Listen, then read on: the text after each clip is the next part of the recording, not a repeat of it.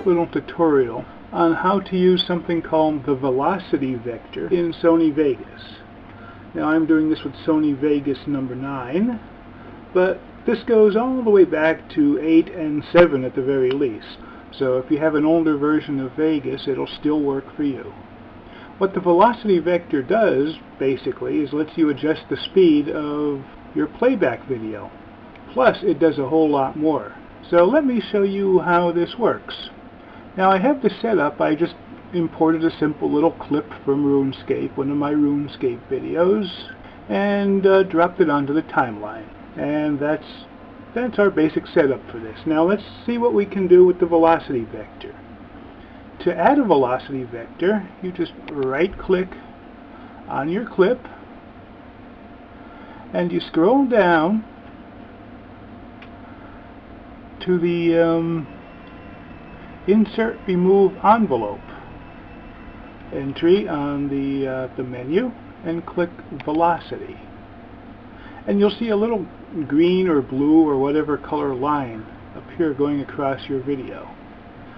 At this point, you can click on that line and drag it up or down, and that's going to change the playback speed of your entire video.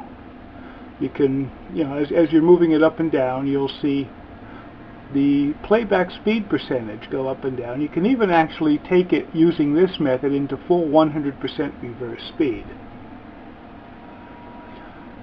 And that's fine for what it is, but that's just the start of what the velocity vector can do for you. Let's set it back to 100. And now pick some point and right-click on the line and select Add Point. And now let's add another point right next to it. Right-click, Add Point. Now we can drag these points around. For example, let me lower this point down to 0. What's going to happen is the video will run up to this point at full speed, and it'll gradually slow down and pause. I can set that pause, that point anywhere I want. It can stop abruptly by putting it directly underneath that one, or I can have it slow down gradually. And I can set this exactly by right-clicking on the point, do a set to, enter 0, and that sets it to absolute 0. I can pick any value I want without having to watch the scroll bars. So at this point, the guy's going to walk forward a little ways, gradually slow down and pause. Now let's add a couple more points. And this one will drop down to around minus 50%. The guy's now going to walk backwards a little ways. He'll gradually start walking backwards. And let's add a couple more points. And now we'll take this one back up to 100%.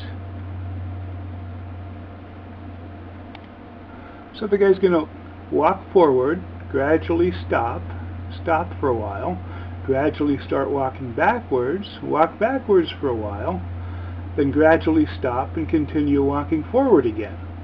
So let's see what we got here. Let's see how this works. Let's hit play and see what happens. There we go. Well, you didn't really see it too well in the preview, of course, because it had a lot of computing to do and it was skipping a lot. But it'll work, and I'm going to render this video, and I'll tag it onto the end of this so you can see the end results of using the velocity vector to change speed and direction of motion. So I hope this helps if you ever want to do some strange things with things moving slow or fast or changing direction or something in your videos. It's a very handy little thing to use. Thanks for watching, and if you have any other suggestions of Vegas tutorials, let me know. I'll see what I can do. Thanks. Bye-bye.